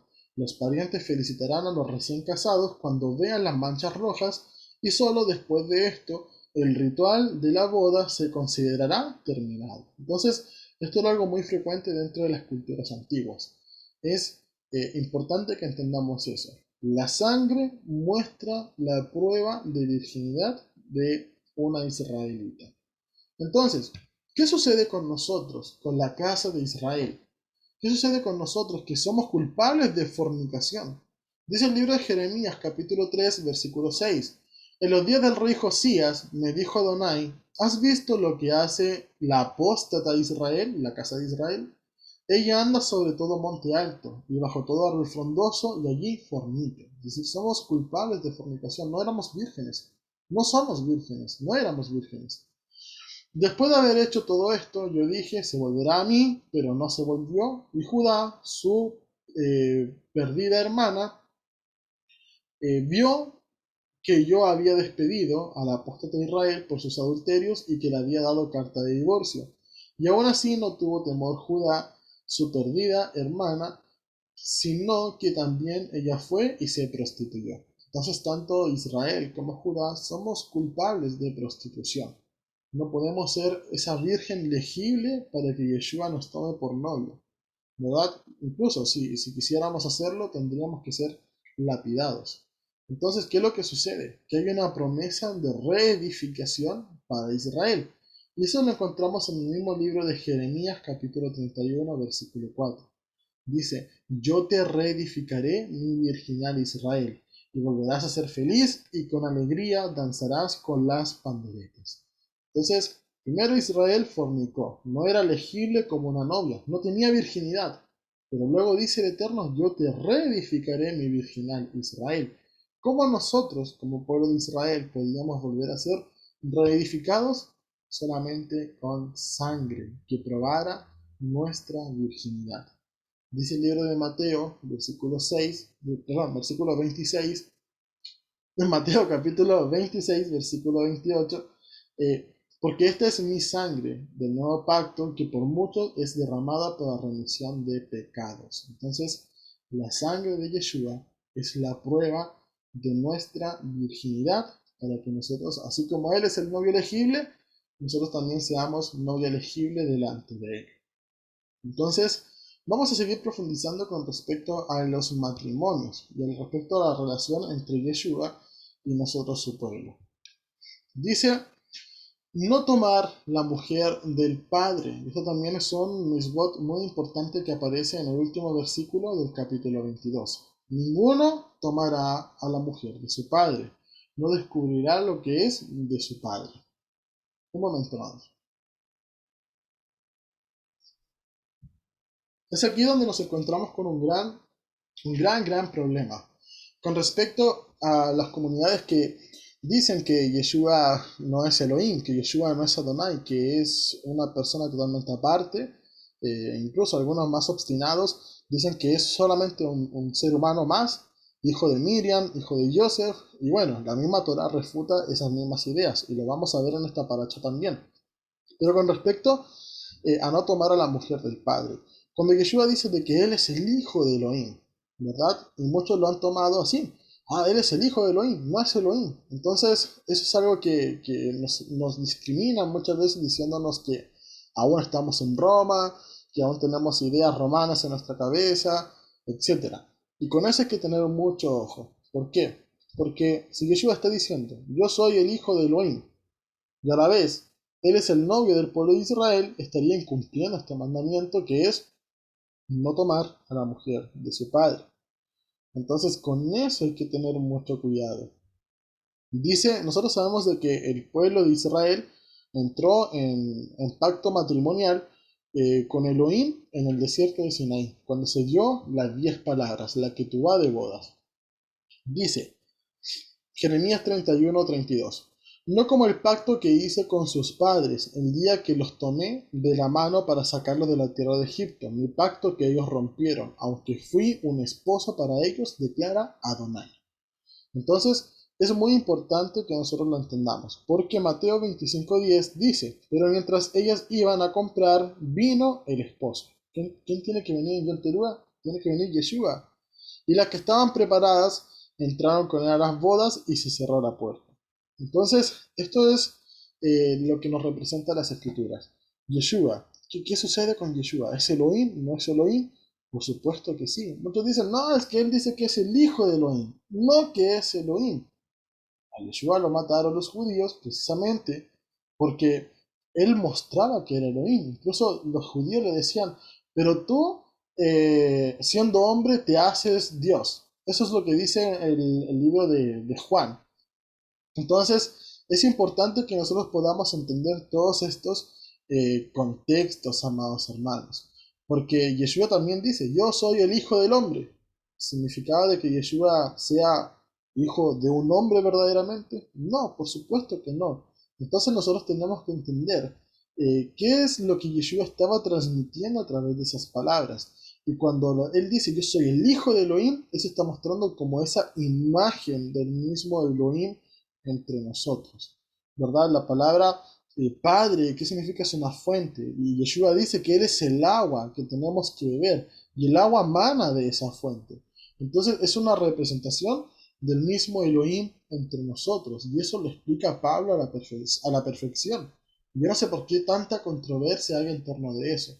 Pablo dice, eres la imagen visible del Elohim invisible. Y eso es todo lo que tenemos que comprender. Yeshua no es alguien diferente. Es su palabra que tabernaculizó entre nosotros. ¿Cuándo fue la primera vez que Elohim tabernaculizó entre nosotros? En el desierto del Sinaí, cuando él habitó en el tabernáculo en medio de su pueblo. Por eso Juan usa esas mismas referencias. Yeshua tabernaculiza entre nosotros. Es la imagen visible del Elohim invisible. Vamos a continuar avanzando, amados. Dice el capítulo 23, en versículo 2, no entrará bastardo en la congregación de Adonai, no entrará en la congregación de Adonai hasta la 10ª generación. ¿Ok? Esto es algo que nosotros tenemos que ir también viendo en perspectiva. ¿Qué es verdaderamente un bastardo? Vamos a ver lo que el libro de Hebreos nos va revelando. Un libro dejado para personas como nosotros, para hebreos. Porque Adonai ama, porque Adonai al que ama disciplina y azota todo el que recibe por hijo. Si soportáis la disciplina, Elohim os trata como a hijos, porque ¿qué hijo es aquel a quien el Padre no disciplina? Pero si se os deja sin disciplina, de la cual todos han sido participantes, entonces sois bastardos, no hijos. Entonces es un llamado a la obediencia. Cuando nosotros vemos que hay gente desobediente, que no quiere acatar los mandamientos, que por más que sabe que un mandamiento está estipulado y lo contradice y lo contradice y lo contradice, ese no acata disciplina y por lo tanto se autodictamina como bastardo delante del Creador. Y yo sé que es una palabra que suena muy muy fuerte, amados, pero el Eterno, ¿qué es lo que pide de nosotros? Lo vimos algunas administraciones atrás. ¿Qué es lo que pide de ti, Israel, tu Elohim? Que obedezcas los mandamientos. Nada más. Así como nosotros le pedimos obediencia a nuestros hijos, que ellos nos obedezcan a lo que les estamos diciendo, asimismo Elohim nos pide que obedezcamos. Hay muchos que dicen, no, es que el no comer cerdo ya es religión, esto es esto es muy legalista, esto es acá, esto es allá, y contradicen la palabra del Eterno, autoimponiendo su propia voluntad. Y eso es un acto de idolatría a sí mismo, y es por eso que nos volvemos bastardos. Vamos a seguir viendo, hermanos, no abominar. Veamos lo que dice, porque esta paracha habla acerca de la monita, del moabita, que esto no va a entrar jamás dentro de la congregación de Israel, pero no así con el edomita y el egipcio. Dice, no abominarás al edomita, pues es tu hermano. No abominarás al egipcio, porque extranjero fuiste en su tierra. Los hijos que nazcan de ellos en la 3ª generación podrán entrar en la congregación. Es decir, gente que no tuvo nada que ver ni con el castigo, ¿verdad? Con la esclavitud egipcia, y gente que no tuvo que ver nada cuando le negaron a Israel pasar por el territorio de Edom. Es decir, ellos podrán entrar a la congregación de Adonai. Eso es lo que está diciendo. Ellos podrían ser injertados dentro del pueblo. Entonces, es aquí donde nosotros tenemos que ver lo que la Torá nos está enseñando. Dice allí, la palabra abominar es la palabra ta'ar, que significa detestar, odiar, abominar. Y hoy día, amados, muchas veces por dejarnos llevar por un fanatismo totalmente infundado, y lo quiero recalcar, un fanatismo totalmente infundado de muchas personas dentro de lo que conocemos como las raíces hebreas, caemos en odio contra los círculos donde un día pertenecimos, como por ejemplo las iglesias cristianas. Hoy día es mucho el odio que personas de raíces hebreas derraman contra el cristianismo. Oh, que esto es aquí, esto es allá. ¿Y Adonai qué dice? Dice, no afligirás al extranjero, recuerda que tú también fuiste extranjero. Si lo traspolamos a esto, ¿qué podríamos decir? No abominarás a estas personas, porque recuerda que tú también estuviste allí. Entonces, cuando esto venga a nuestros corazones, recordemos que la primogenitura primero era para Esaú, para Edom. Y eso es algo que tenemos que tener muy presente, porque dice la palabra que Isaac se deleitaba en Esaú, no en Jacob. Entonces, claro, hoy día somos Israel por parte de Jacob, pero recordemos, dice el Eterno, que Edom también son tus hermanos. No dice, ve y mézclate con ellos, ve y haz pacto con ellos, ve y congrégate junto con ellos. No, no dice eso, pero sí dice no le abomines, no le odies, no tengas eso en tu corazón. Y también tenemos que recordar que habitábamos también dentro del cristianismo como extranjeros en Egipto. Por lo demás, en sus generaciones también pueden ser llamados. Nosotros no sabemos cuántos de allí pueden ser llamados. Recordemos lo que dice Apocalipsis 18. Salgan de Babilonia, pueblo mío. Entonces, nosotros hoy día no sabemos quién sí puede ser pueblo del Eterno y que aún está en Babilonia. Por lo tanto, no le abominemos. Sí, es un mandamiento que no nos mezclemos, que no vayamos a preguntar cómo adoran a sus dioses, que no hagamos nada en cuanto a lo que la Torá dictamina, pero así también la Torá exhorta que no le abominemos, que no lo odiemos, que no le miremos con ira. Hoy día cuando vemos muchas personas que se dan el trabajo de crear imágenes y de decir un montón de cosas, de pronunciar el lashon hara con sus labios contra estas personas, finalmente es solamente incumplir a la Torá. Y incumplimos la Torá, amados, por no darnos el trabajo a poder estudiar las escrituras. Y que el mismo Elohim allí nos está diciendo, no le abomines, no le abomines. Nosotros vamos y compartimos imágenes, hacemos un montón de cosas pensando que estamos haciendo un bien y estamos haciendo un mal. Y de igual manera, amados, asimismo nos comportamos como fariseos, ¿verdad? Que pensando que estaban haciendo un bien, estaban haciendo un mal. Vamos a seguir avanzando, amados. Aquí le puse por título a esta diapositiva, Ojo donde invocas el nombre de Abba. Ojo donde buscas al Eterno. Vamos a leer el contexto y luego vamos a explicar. Dice, Devarim 23 del 2 al 14. Tendrás cierto lugar fuera del campamento donde salgas afuera y entre tus utensilios tendrás una estaca para que antes de acuclillarte fuera cavarás con ella y te volverás y cubrirás tu excremento. Porque Adonai, tu Elohim, anda en medio de ti, anda en medio de tu campamento para librarte y entregar a tus enemigos delante de ti. Por tanto, tu campamento ha de ser santo, que no sea que él vea en ti cosa inmunda y se aparte de ti. ¿Ok? Esto es muy importante, amados, porque yo me ha tocado en alguna ocasión escuchar de personas de que, wow, yo incluso cuando voy al baño leo la Biblia, tengo una Biblia ahí en el baño también para poder leer. Yo lo he escuchado, amados. Lógicamente no acá, pero sí lo he escuchado de otras personas. Yo tengo una Biblia en el baño, en mi casa, en todas partes hay una Biblia, en cada habitación, incluso en el baño y cuando voy leo allí también, etcétera. Entonces, ¿cuántas veces también nos ha podido pasar a nosotros que tomamos el celular y quizás leemos allí o vemos algunas cosas o nos ponemos a hacer ciertas cosas que son para el Eterno en ese lugar? Y es algo con lo cual tenemos que tener ojo, porque Adonai es claro, Él no quiere ver eso, no quiere ver cosa inmunda allí, no quiere ver lo que tú estás haciendo en el retrete, en el baño, en el WC, como le llames. Entonces, es muy importante. ¿Por qué? Porque esto tiene también un trasfondo más profundo. Muchas veces, porque se nos ha inculcado a Elohim como un padre bondadoso, lo confundimos con permisivo y que incluso nos pueda bancar todo lo que se nos ocurre.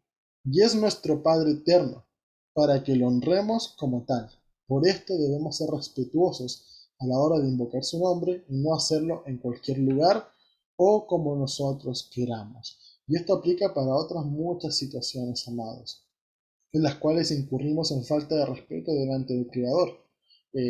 ¿Cuántas veces, verdad? Yo también he escuchado de personas que dicen, no, tú para orar tienes que buscar tu lugar más cómodo. Mi lugar más cómodo es en aquel lugar de mi casa. Y otros dicen, no, yo voy y me echo en la cama porque allí estoy cómodo y en la cama acostado me pongo a orar. Y no son los modos, amados. No debe ser así. Estamos delante del Creador, haciendo oración, haciendo tefilá, queriendo ser escuchados, pero ni siquiera estamos colocando algo de nosotros. Entonces, es hora de que nosotros podamos revisar nuestras actitudes y que seamos lo más rectos delante del Eterno. A día de hoy se ha basureado mucho la palabra, se ha basureado mucho la escritura, se está transformando nuevamente el Eterno como alguien permisivo que te banca todo lo que a ti se te ocurra, todo lo que tú quieras está bien, Y no es así, amados. Tenemos que ser nosotros obedientes delante del Creador. Vamos a seguir revisando, amados. Vamos a encontrar algunas prácticas paganas nuevamente que se relacionaban con la vestimenta del hombre, de la mujer y de cómo así se adoraba también a dioses en la antigüedad. Dice en Devarim 23 del 17 al 18, no habrá prostitutas sagradas entre las hijas de Israel, ni prostitutos sagrados entre los hijos de Israel, ni dávidas de prostitutas, ni precio de perro llevarás a la casa de Adonai tu Elohim, por ningún voto, pues ambos son abominables a Adonai tu Elohim. Entonces, nosotros seguimos viendo que prácticas de antaño era la prostitución en templos paganos, donde a través del acto sexual se entregaba adoración a ídolos. Ya lo habíamos conversado, ¿verdad? Creo que en la última clase del discipulado, del contexto del Brit Hadashah, que hablábamos de estas escenas de prostitución que se veían en Corinto, ¿verdad? Cuando habían mujeres que se rapaban y se dedicaban así a los templos de prostitución.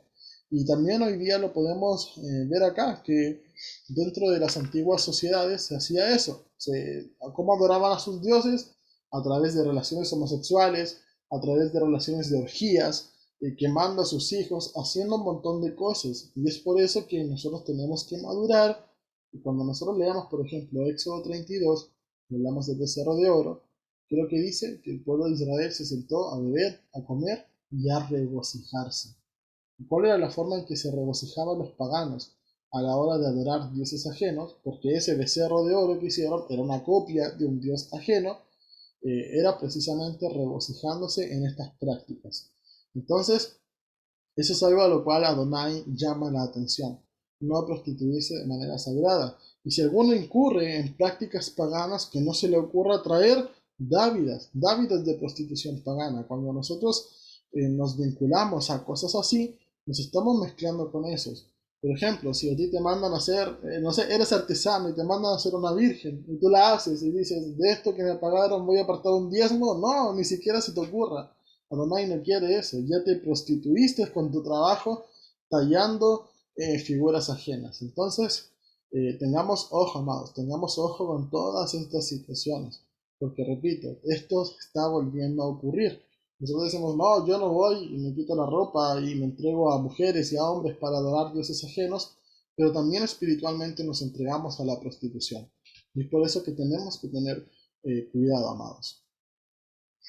Vamos a ver también con respecto a los votos. Ya hablamos, creo que en la paracha de Matot, con respecto a los votos, ¿verdad? Cuando el hombre escuchaba el voto de su hija, lo podía anular, el esposo anular el voto de su esposa, etc. Pero hoy día también vamos a estudiar con respecto a lo que dice el libro de Deuteronomio. Un segundo, amados. Estoy en tiempo de primavera acá en Chile y con la alergia que me da este tiempo se me tapan un poco los paranasales y me cuesta un poco la dificultad al respirar. Dice, cuando hagas algún voto a Adonai tu Elohim, no tardes en cumplirlo, porque ciertamente Adonai tu Elohim lo demandará de ti. Es decir, si hicimos un voto al Creador, cuando muchas veces ni siquiera tenemos la necesidad de hacer un voto, porque el Eterno está diciendo, hazme votos. No, eso no lo dice la Torah. Nosotros hacemos votos para con Él. Pero ya que lo hiciste, entonces no tardes en cumplirlo. Porque si tú tardas en cumplirlo, incurres en pecado delante de Adonai. Dice el versículo 22. Mas si te abstienes de formular votos, esto no será pecado en ti. Es decir, no tienes ninguna obligación en hacer votos al Eterno. Amén. Entonces tengamos ojo con eso. Pero lo que salga de tus labios, lo guardarás y cumplirás, conforme prometiste a Adonai tu Elohim, pagando la ofrenda voluntaria que prometiste con tu boca. Entonces, veamos lo que Yeshua nos enseña. Dice así. Además habéis oído que fue dicho de los antiguos. Nuevamente, pongamos mucho ojo cuando Yeshua dice, lo que fue dicho, ahí alude a la ley oral, y lo que cuando dice, escrito está, o fue escrito, ahí alude al Tanakh respectivamente. Entonces, además habéis oído que fue dicho a los antiguos, no perjurarás, sino cumplirás a Adonai tus juramentos, ¿verdad? Aquí está haciendo alusión a lo que ya veíamos allí. ¿Quién está diciéndole a los antiguos? Moshe está hablando, diciéndole a los antiguos. No perjurarás, sino que cumplirás a Adonai tus juramentos, tus votos. Pero yo os digo, no juréis en ninguna manera, ni por el cielo, porque Él es el trono de Elohim, ni por la tierra, porque Él es el estrado de sus pies, ni por Jerusalén, porque es la ciudad del gran rey, ni por tus cabezas jurarás, porque no puedes hacer blanco o negro un solo caballo. Pero sea vuestro hablar sí, sí, y no, no, porque lo que es más de esto, del mal procede. Es decir, muchas veces podemos ser tentados incluso por el enemigo en alguna situación de desesperación, por algo que estamos sufriendo, aconteciendo, que nos va a llevar a hacer un voto que sabemos que no podemos cumplir y lo hacemos igual y nos constituye por pecado delante del Eterno. Entonces, si no tenemos la necesidad escritural de hacer votos para con el Creador, entonces seamos sobrios y hagamos caso a lo que Yeshua dice, que nuestro sí sea sí y que nuestro no sea no, y de esa manera nos dirijamos delante del Eterno y también para con nuestro prójimo. Vamos a ver que también otro mandamiento que encontramos dentro de esta paracha, ya vamos terminando, amados, es cuando entres en la viña de tu prójimo podrás comer las uvas que desees hasta saciarte, pero no las pondrás en tu cesta. Es decir, yo voy por allá, tengo hambre, puedo sacar uvas y comerlas, ¿verdad? Pero no me las puedo sacar y llevármelas en un cesto a mi casa. Eso ya sería robar. Pero cuando entres en la mies, es decir, en la cosecha de tu prójimo, podrás arrancar espigas con la mano, pero no meterás la hoz en la mies de tu prójimo. Entonces, vamos a ver qué sucede con Yeshua. Dice que en aquel tiempo Yeshua iba por los sembrados en un día de Shabbat. Sus discípulos tuvieron hambre y comenzaron a arrancar espigas y a comer.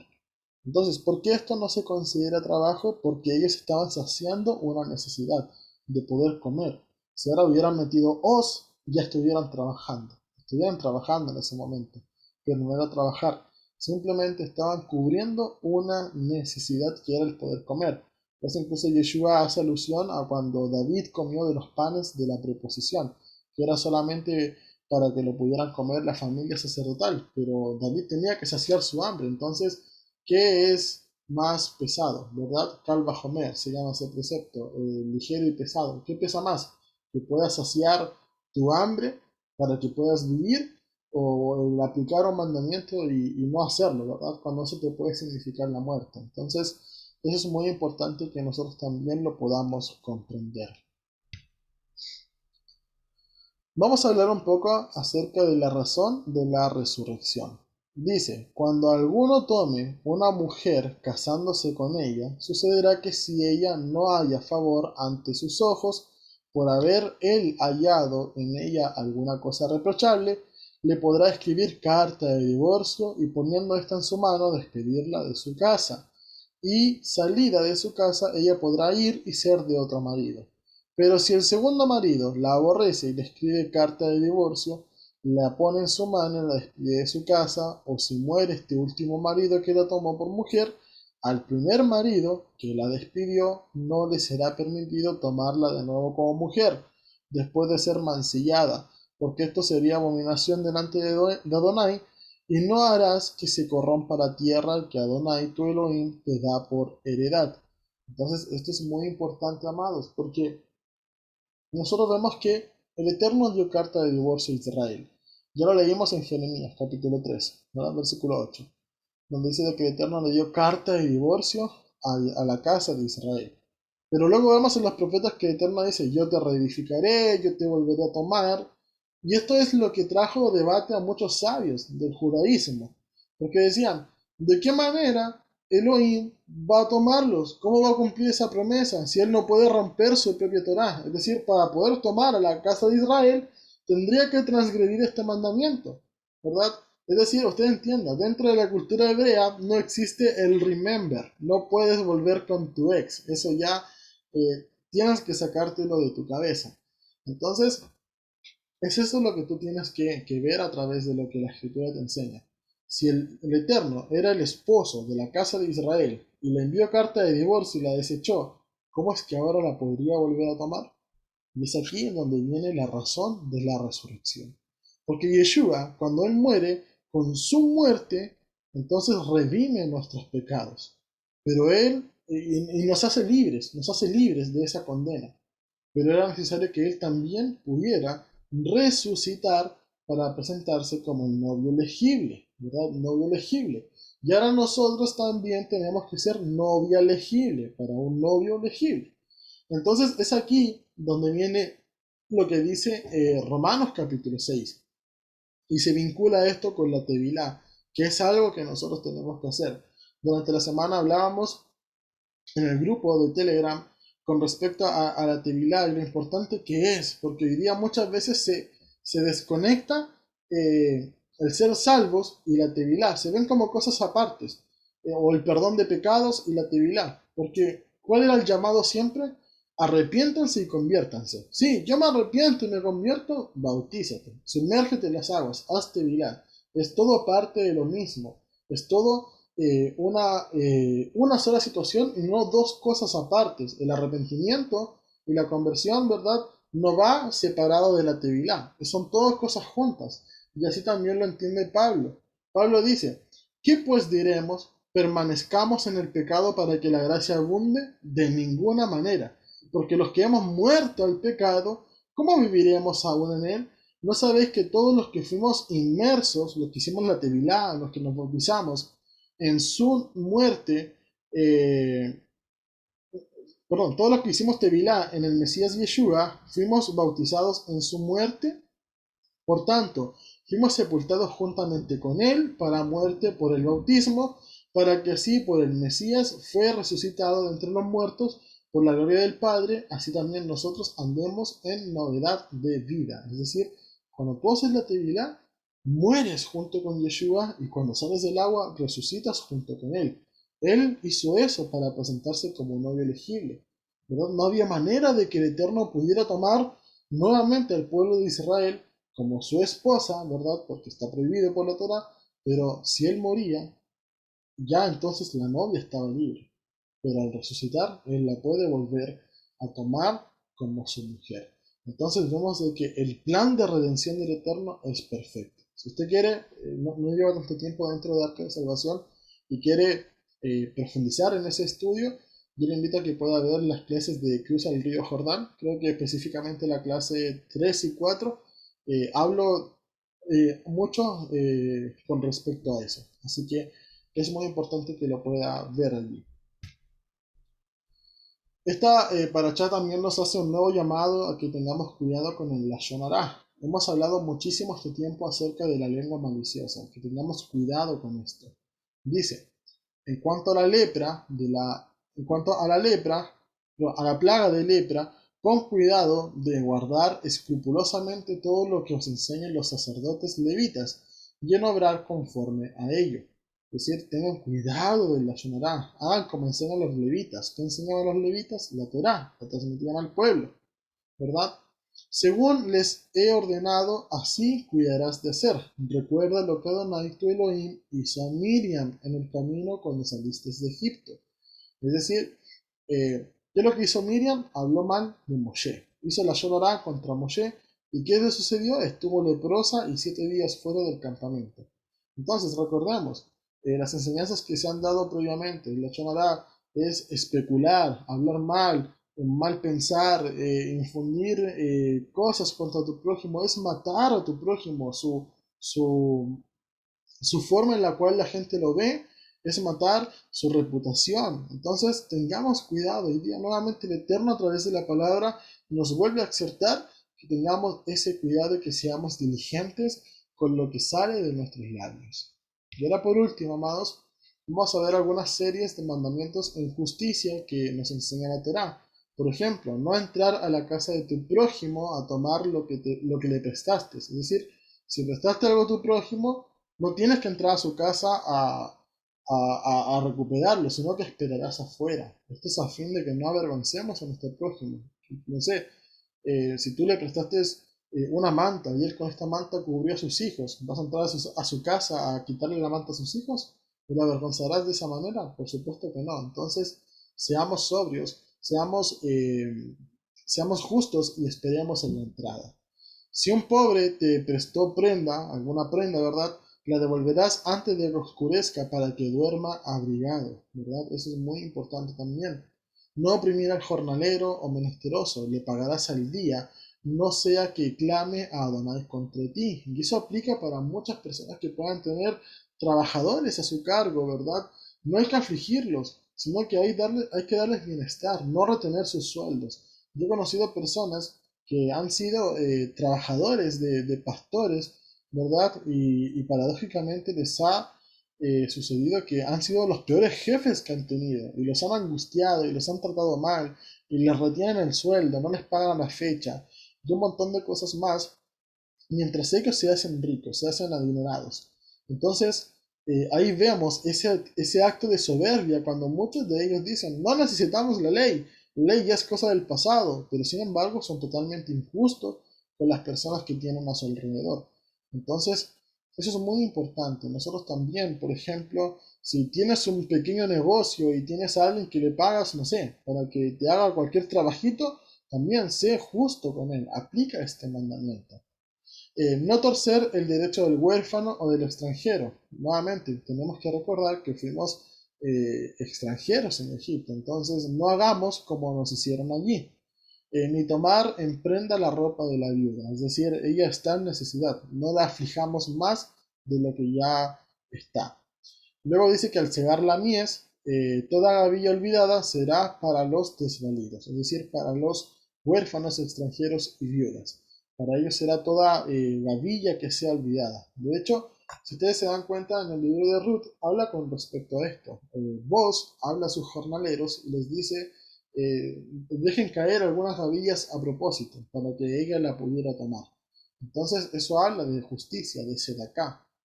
Y asimismo, con el olivo, no sacar todas las olivas, dejar para los pobres. Con las viñas también, no sacar todas las uvas.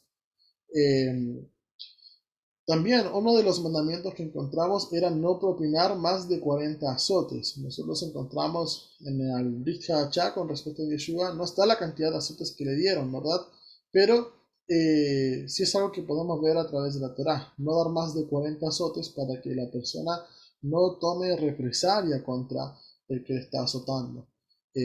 Pablo también habla en Corinto de que él en más de 5 oportunidades fue azotado 40 veces. Entonces vemos de que esa práctica se llevaba a cabo. No poner bozal al buey que trilla, ¿verdad? Eso también es muy importante porque el buey está trillando, está trabajando. ¿Y cómo no va a poder comer de lo que trabaja? Esto se alinea un poco a lo que hablaba Pablo con respecto de que todo obrero es digno de su salario. Es decir, todo aquel que está trabajando es digno de poder comer de su trabajo, así como el buey que trilla, no se le debe colocar bozal. El hombre que no edifique con su cuñada la simiente de su hermano muerto será llevado al Beit, entonces a los sabios, a los ancianos, a la entrada de la ciudad. Eso también es importante, amados, porque la Torah dictaminaba, ¿verdad?, que si un hermano moría y no dejó descendencia, su hermano, que era su pariente próximo, tenía que restaurar esa simiente, es decir, tomar a su cuñada como su mujer y darle simiente, darle hijos. Y nosotros vamos a encontrar en la Torah que había un caso de una persona que no quería dar simiente a su hermano, sino que cuando tenían relaciones sexuales, cuando estaba acabando el acto sexual, él arrojaba al suelo la simiente, digamos, los espermatozoides, el semen del hombre, era arrojado en tierra. Y eso es algo que era denigrante, porque entendamos, en el contexto torático, ahora lógicamente esto es algo que no podríamos llevar a cabo a día de hoy, no estamos viviendo en una situación tribal entre las tribus de Israel, pero en ese momento sí era muy importante que la simiente fuera, se mantuviera viva y que también cada uno pudiera tener su herencia, porque si no, la herencia del hermano se perdía. Entonces, ese es el contexto de esa situación. No es para que nosotros vayamos y tomemos a nuestras cuñadas, eso es algo inmoral a día de hoy. Entonces, un conflicto, si habían dos hombres que estaban agrediéndose en conflicto y una de sus mujeres, ¿verdad?, agredía al otro por defender a su esposo, de tal manera que agarraba los genitales del contrincante de su marido, a esta mujer se le debía cortar la mano. Incluso dice, no te compadecerás de ella. Y esto es algo que nosotros tenemos que también entender a día de hoy. Nuevamente, son mandamientos que son con una sanción alta para que no se incurra en la falta. Primero, la mujer no debería estar involucrada en eso. Primero, los hombres no deberían estar peleando. En primer lugar, ellos no deberían estar peleando. En segundo lugar, la mujer no debería por qué involucrarse en eso. Es deshonroso. Y en tercer lugar, si ella incurre en esa falta y aprieta los genitales de la otra persona, lo que está haciendo es eh, cortar a esa persona de ahí. La Torá, esta misma paracha habla de que aquel que tenga los testículos magullados, etcétera, sería cortado del pueblo de Israel, no puede entrar al pueblo de Israel. Entonces está atacando a donde hay simiente de Adonai. Recordemos de que la simiente, la semilla, es algo muy importante para el Eterno. Entonces hay que tener también ojo con estos mandamientos. Luego dice no tener pesas diferentes, es decir, balanzas justas, pesas justas, y eso también es parte de la justicia. Eh, Hoy día dentro de los vendedores, ¿verdad? Muchas veces adulteran sus pesas para poder ganar más ellos, y bueno, que eso esté lejos de un israelita. Nosotros tenemos que ser justos en todos los ámbitos. Y finalmente vamos a ver no perdonar a Amalek, que fue el pecado en el cual incurrió el rey Saúl, ¿verdad? Perdonando al rey Amalecita, y de esa manera no se llevó a cabo la venganza de Adonai, porque Amalek fue de los primeros pueblos que salieron a pelear contra Israel. Entonces, de esa manera, amados, vemos que el Eterno nos imparte dosis de justicia. Y la última perla de esta paracha que vamos a tratar, la última diapositiva ya, es con respecto a esto. Ningún hombre puede morir por los pecados de otro. Y eso es muy importante que nosotros lo podamos comprender. Porque devolviéndonos al tema donde dicen de que Yeshua no es Adonai, ¿verdad? Muchos dicen es un hombre cualquiera, pero aún así creen en Yeshua como su Salvador, llamándolo un hombre cualquiera, un hombre más, que fue salvo, que fue justo, que nos trajo justicia, que nos trajo redención, pero aún así le llaman que fue un hombre más, ¿verdad? Pero veamos lo que dice la Torá. Dice, no se dará muerte a los padres por los hijos, ni se dará muerte a los hijos por los padres. Cada uno será entregado a muerte por su propio pecado. Es decir, cada hombre debe morir por su propio pecado. Entonces, si Yeshua fuera un hombre más, simplemente un hombre más, hijo de Miriam, hijo de Joseph, ¿realmente podría morir por nuestros pecados? ¿Podría morir para expiar los pecados de otros hombres? ¿Un hombre por otro? Por supuesto que no, amados. Entonces, veamos nuevamente qué nos dicen las escrituras. Considerad entre vosotros lo que hubo también en el Mesías Yeshua, el cual existiendo en forma de Elohim, en forma de Adonai, se llama Yud-Heh-Vav-Heh, no quiso por usurpación ser igual con Yud-Heh-Vav-Heh, sino que se despojó a sí mismo, tomando forma de siervo, como hecho semejante a los hombres y hallándose en la condición de hombre, se humilló a sí mismo al hacerse obediente hasta la muerte y muerte de cruz. Entonces, ¿qué es lo que hizo Elohim? Se humilló a sí mismo, se despojó a sí mismo, se contrictó a sí mismo, ¿verdad? El Génesis lo narra perfectamente bien. Cuando vino esa luz a habitar y fue hecha la luz, esa es cuando Elohim recién se estaba restringiendo a sí mismo, humillándose a sí mismo para cohabitar junto con su creación. Por eso vemos que Yeshua dice que Él es el Or Haolam, Él es la luz eterna. Es la misma palabra que se está usando en el principio, en Génesis. Entonces, tengamos ojo, amados, con todas estas cosas que se están enseñando a día de hoy, con todo esto que se está mostrando a día de hoy a nuestro alrededor. Cada vez hay más mentiras y cada vez hay mentiras mucho mejor elaboradas. Entonces, como cada vez hay mentiras mucho mejor elaboradas, si nosotros no estudiamos, no nos preparamos, fácilmente podremos caer. Esta ha sido una paracha muy bendecida, amados, que nos trae muchísima sabiduría, muchísima exhortación, y como siempre, llegó la hora de que la meditemos y la podamos colocar en práctica, amados. Así que, bueno, esta ha sido la paracha de la semana, la paracha Kititze.